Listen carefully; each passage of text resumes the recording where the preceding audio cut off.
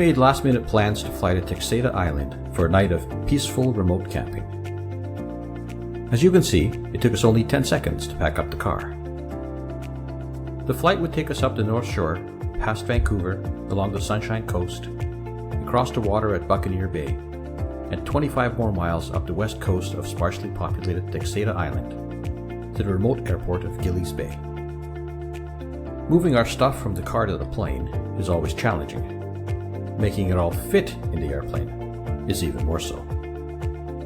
Still, by noon we completed the preparations, taxied out, and took off for the flight to Texada.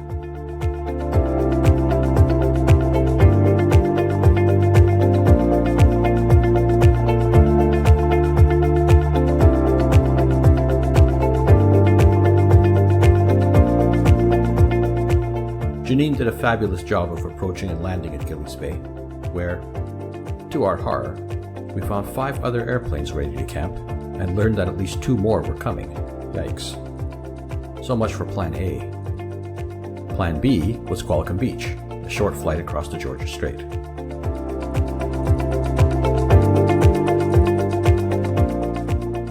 Our first order of business at Qualicum is always to take Zeus to the turtle pond to cool off, where the second order of business is for Zeus to go a little crazy drying himself off.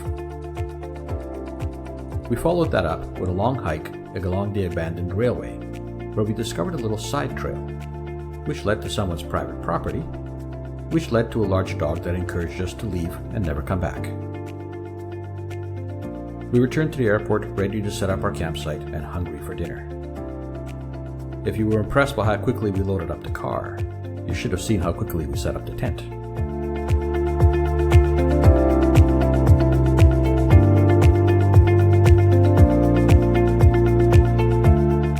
Very glad not to be camping with 7 other airplanes. My job was to blow up the mattresses. Janine's job was to make the tent nice and cozy for 2. We love our little backpacker's camp stove, where we made, of course, fried wieners and mac and cheese, the perfect campsite dinner.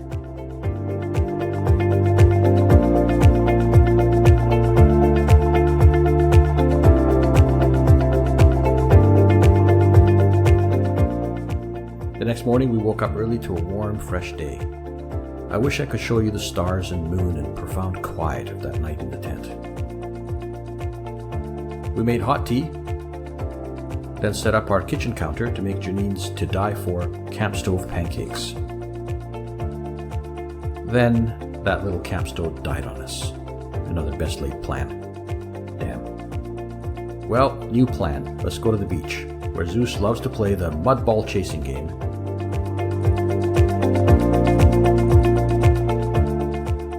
And found an even crazier way to dry himself off afterwards.